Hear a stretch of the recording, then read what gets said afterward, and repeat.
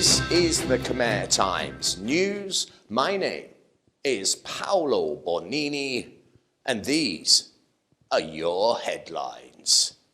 Cambodia's infrastructure looks to get a major boost with a new railway network. A woman puts a scavenger in hospital, and you won't believe how. And a bomb is dug up, and boy, is it big.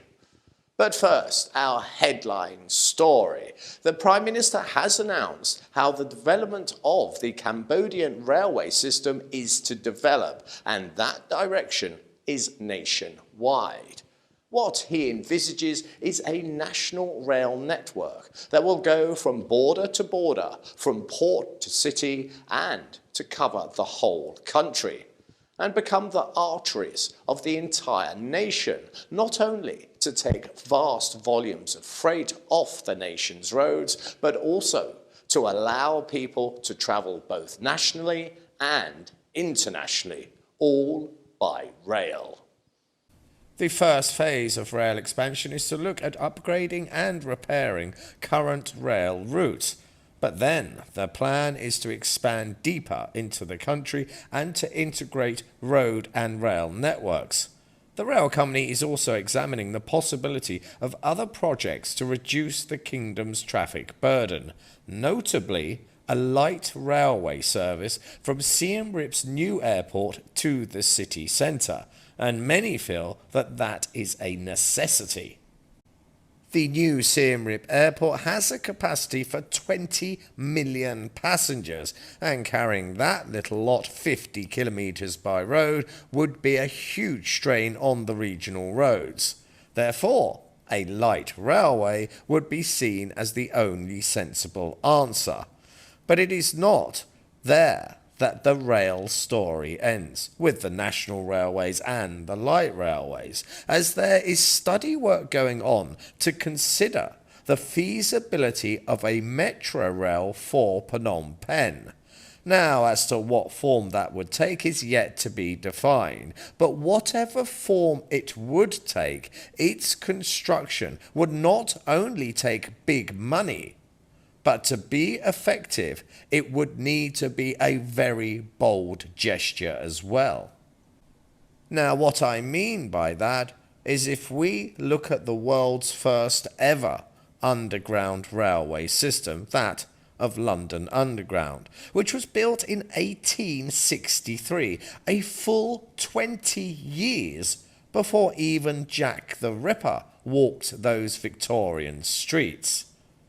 And what those Londoners did in their planning and building of the first ever underground was something quite simply incredible. For what they did was literally ripped up the main streets of their city and brought the capital to a standstill, all for a future greater good. And with that bold plan, they laid the foundations for a rail network that carries 1 billion passengers a year. And in doing so, it makes London one of the easiest cities in the world to navigate. A bold move made by brave men over 150 years ago stopped a city drowning in its own humanity. There is just one story on our crime desk this week, as it shows how unbelievably self-centered some people can be. I have given it all of this week's crime desk slot, so you may get as angry as I am. It is a story about an evil woman who has piles of cash but has no heart.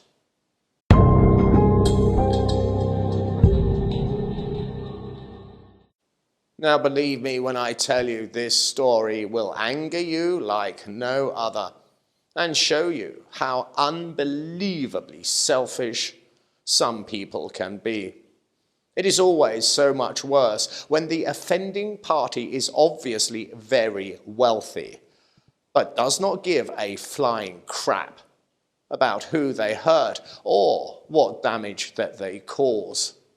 Here is a photo on your screen of a scavenger's cart after it was struck by a vehicle. You can clearly see the debris that litters the road, what we call rubbish. But it is that rubbish that was one man's sole source of income. It was not just his cart that was damaged when he was struck by a speeding vehicle. The scavenger himself was severely injured, and now he lays in hospital recovering. So what is it that hit him? Well, he was hit by a speeding Lamborghini. Yep, a Lamborghini. A car that could be worth over $1 million. It ploughed into this man and put him into hospital. And then the driver did the traditional. Please feel free to join in. The driver fled the scene. But hang on, I have not got to the part that will make you boil with rage, as what happened next is so incredible it should be the focus of a nationwide manhunt to find this evil woman. You see, after hitting the scavenger and leaving him on the street, severely injured, the female driver called her bodyguards to the scene, and then everything got very strange indeed. For according to a security guard who witnessed the incident from close range, he stated that the woman driver of the Lamborghini told her bodyguards to get another car so that she could escape from the scene of the accident. Then the bodyguards removed the license plates of the Lamborghini and the driver did make their escape. Holy crap. They did not even phone an ambulance. They left that poor man in the road, severely injured, maybe dying. It is beyond outrageous, and these drivers need to be stopped. It was in fact kindly onlookers that summoned an ambulance to rush the wounded man to hospital, where he now lays in a serious condition. And that woman who drove away from that scene, well, I've got a message for you. Come forward, make amends. For what you have done is not only a crime against traffic laws, it is a crime against common decency. And that scavenger you almost killed deserves more than just your contempt.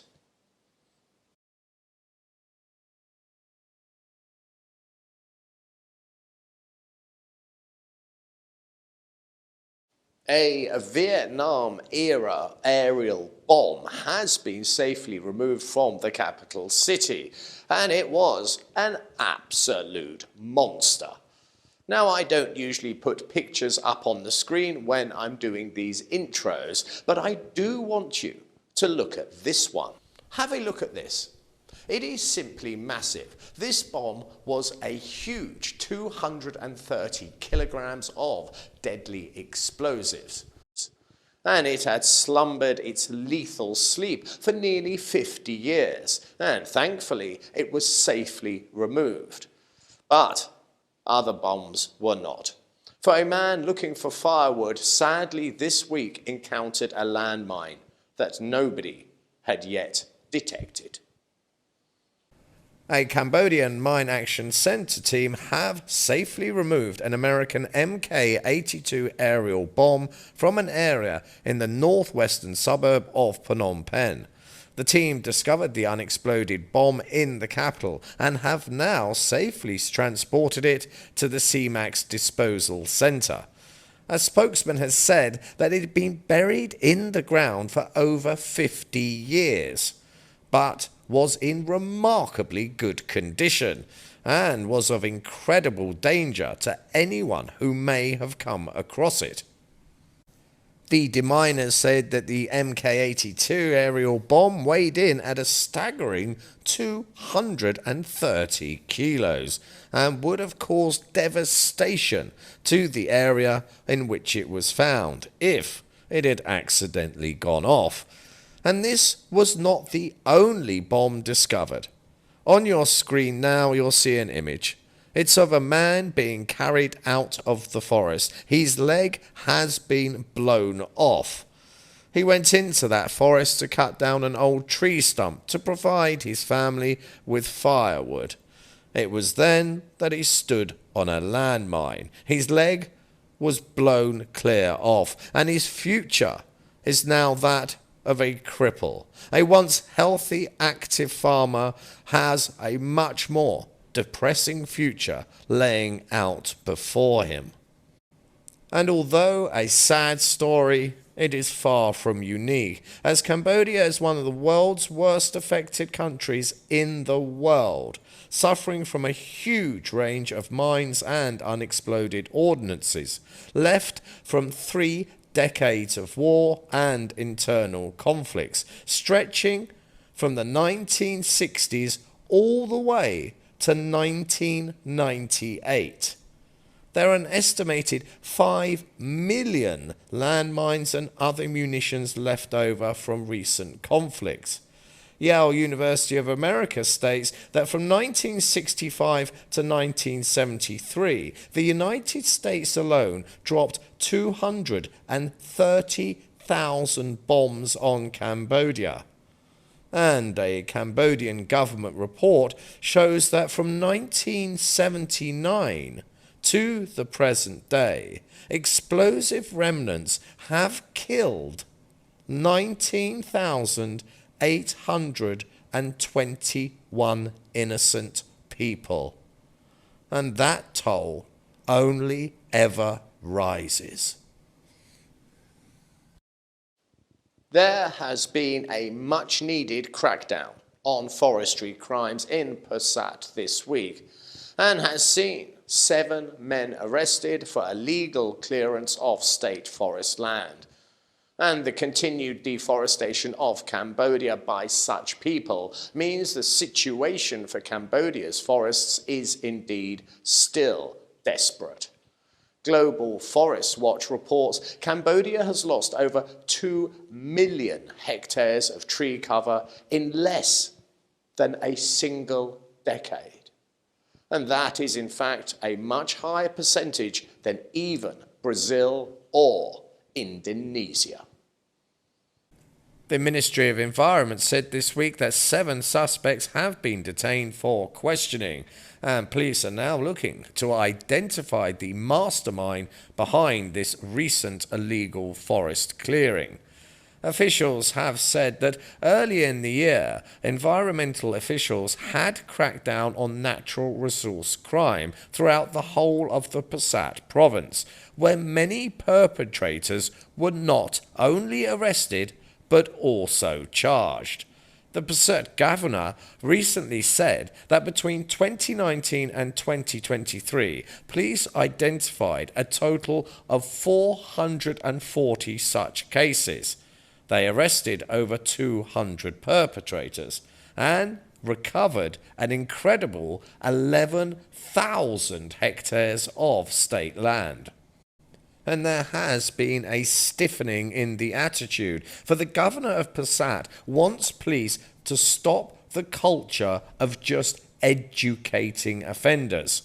Instead, perpetrators of forestry crimes must now face the full force of the law, without exception. And that tough line is long overdue.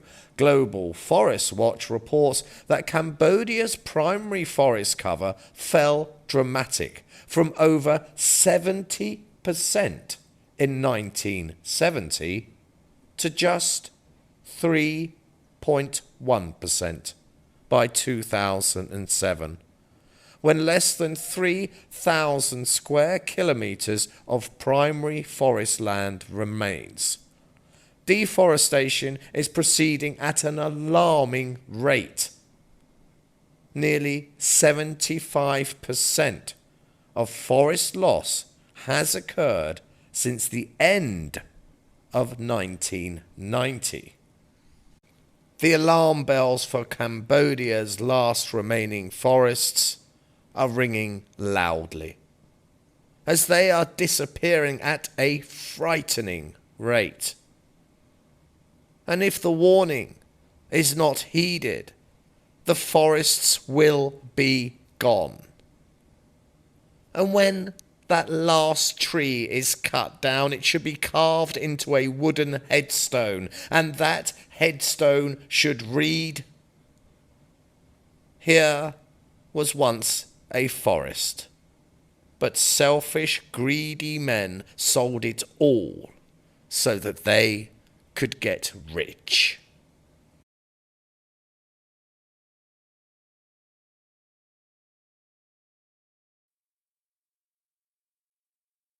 It's time to have a look ahead and see what the weather has in store for us next week. And I open the weather with a sentence that would have choked my girlfriend if she was ever to pronounce it, and that is, I was wrong. Yes, I keep saying that the weather is going to get slowly better, but we've had waves of rain come back in, as you can see by the screen that you're looking at now, which is yet another report of rain, and we're getting yet more reports of flooding. And as we switch over to the actual weather chart, we can see, bingo, it's right across the board. There's even lightning and thunder in there as well. Now, the humidity is going up. That's why it's feeling that much more uncomfortable. But then again, so is the wind. So buckle on down, because we've got a way to go before we see the end of the rainy season. This has been the Khmer Times News. Please do subscribe and comment and stay up to date with all the breaking news by following us on both Facebook and Telegram. This has been Paolo Bonini, and that was the week that was. I'll see you next weekend for your weekly roundup.